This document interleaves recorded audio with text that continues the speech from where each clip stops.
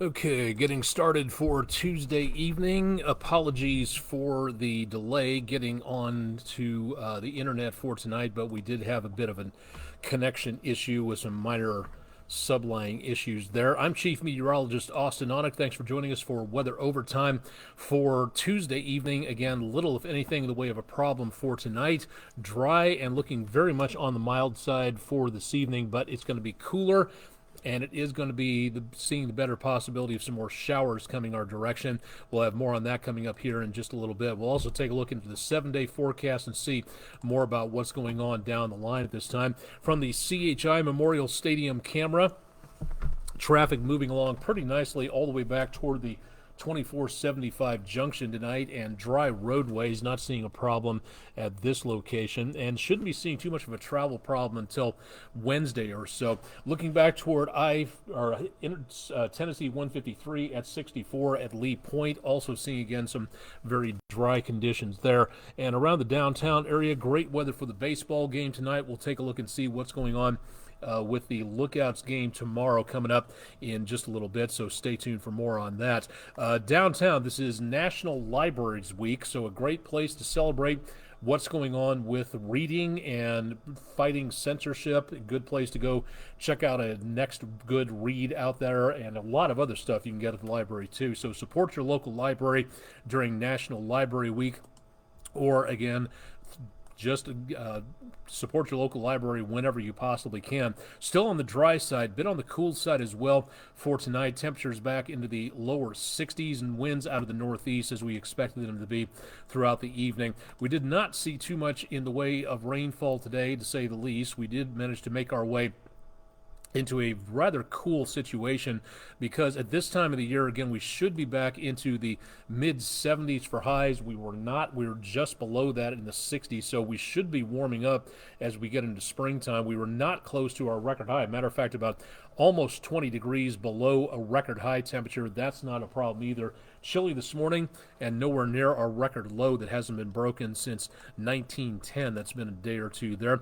Continuing our astronomy themed pictures, a very nice view of Orion, Taurus, Canis Major with bright star Sirius right there, taken at Pickett State Park. Thank you very much, Donna Stevens, for sending that along to us. Always great to see, being an astronomy nerd, always great to see some very good nighttime pictures out there. My own astronomy photography is not all that great. Need some pictures, practice on that.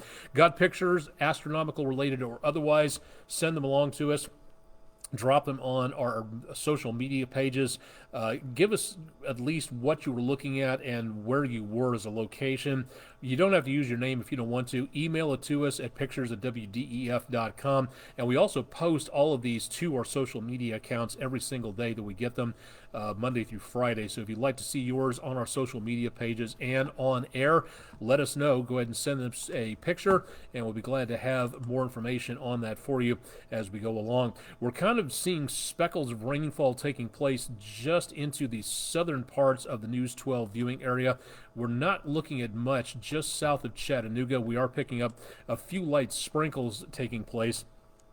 But again, because of the fact that we have very dry air, even if any of this were actually reaching the ground, which I would be surprised if it was, we would be seeing more chances of rain as we get into some better conditions. A more moisture-rich atmosphere is what we need, and that's exactly what we do not have at this point, so we could use a little more. Bracketed by rain showers, our next storm system is actually coming in from the northwest. That'll give us a little bit of rainfall chances coming in from the Ohio River Valley area, and the next one after that will be coming in from the west-southwest. That'll be our next storm system that gives us more chances of rain back to the west of the Mississippi River and heading this direction. Mostly on the dry side out there. Let's go ahead and take a look at the maps and show you that we have high pressure once again keeping things decently calm and quiet. Storm system number 1 over portions again of the Ohio River Valley south of the Great Lakes. That's going to be dropping our way. That's actually what's going to give us some cooler weather into tomorrow. So high temperatures tomorrow will be well below normal. Jacket would be a good idea, even an umbrella to take that with you. This will be storm system number 2 heading our way into the weekend and giving us more chances of rainfall. So we got to get rid of this one first.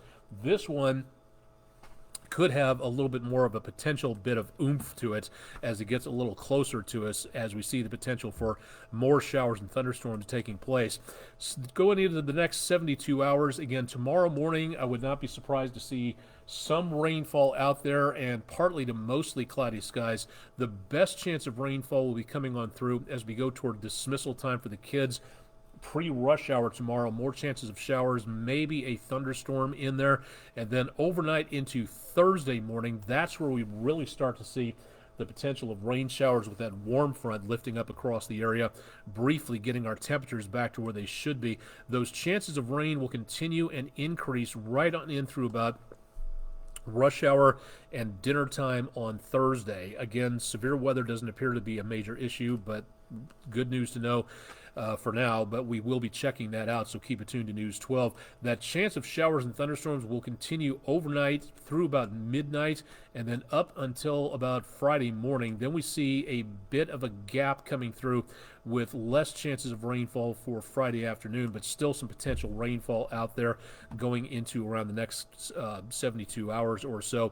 Now, for severe weather purposes, we'll be looking at the best possibility of severe weather well back to our west, and that again is going to give us the potential for more problems back around the Red River, Texas, Oklahoma, into that location. Now, into the next day or two after that, as we head into early Wednesday afternoon, that is where we see an enhanced risk of severe weather. And that could be, again, a potential problem going on through. Not for us, though. We are going to be seeing nothing in the way of organized thunderstorms, which is what this pale green area is. Non-severe weather here. Marginal threat in the dark green. And that does get a little bit closer to us as we go into around Thursday afternoon and evening. Again, not great chances going on, but we will see, again, the potential for some thunderstorms in the area, and that marginal threat, Louisiana, extreme southeast Arkansas, Mississippi, Alabama, extreme western Georgia, and back into the panhandle of Florida. That is where we see that potential, the strongest potential, such as it is, of severe weather coming up again Thursday night into Friday. So that is what we'll be watching carefully. Now, all of this could change according to the Storm Prediction Center. Their forecasts could be giving us some changes coming up relatively soon, so we'll see how well, again, that turns out, but that will change, so keep it tuned to News 12, and we'll keep you advised on that. Let's go ahead and show you more about what's going on with the 7-day forecast, because over the next few days, we'll be seeing a marked increase in temperatures going up through about the mid to high 70s taking place as we go into around the end of the week.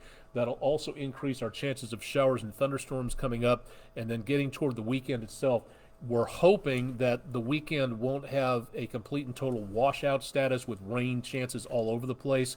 It looks like things are going to be calming down as we go toward Sunday afternoon and evening. The problem we've got is that as of right now, it looks like the computer models are stretching out the potential of more rainfall sticking around as we go towards Sunday or so. So that is where we could be seeing some problems there. We'll be clearing out nicely and cooling off back below normal again as we go toward the early part of next week, going from April into May. And that's where we get tons of sunshine coming up. Looks pretty good, but a little cooler. And again, close to 80 degrees by about Saturday. But into the weekend, that's where we see those chances of showers and thunderstorms taking place. Take that jacket with you tomorrow, because high temperatures, if they're lucky, will reach the lower 60s. More clouds, more rainfall. That could cool off the temperatures even more. So keep that in mind as you head out through the day tomorrow.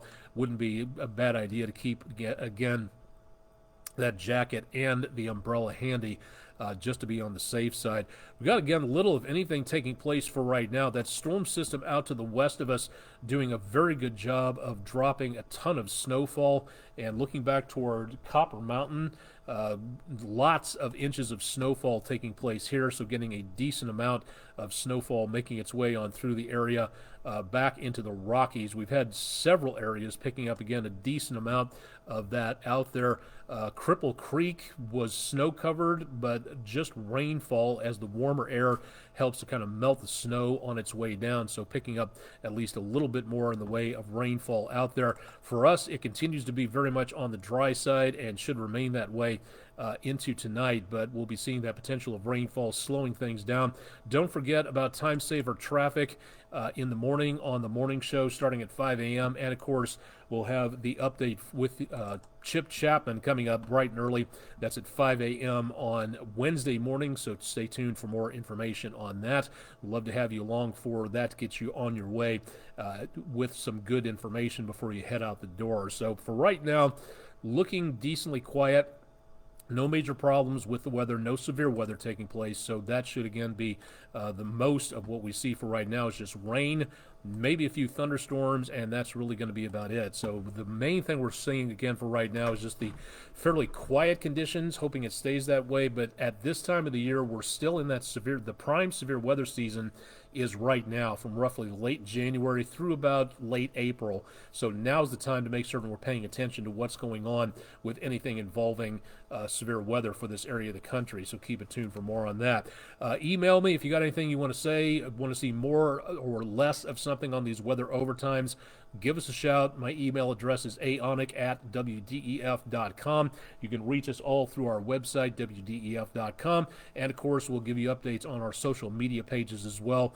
Tumblr, YouTube, Mastodon, Counter Social. I'm out there someplace, so just look around and you can find me out there. That'll wrap it up for tonight. And, again, fairly quiet, so not too much to tell you at this point in time. And no questions from the audience at this point either, so thank you for watching.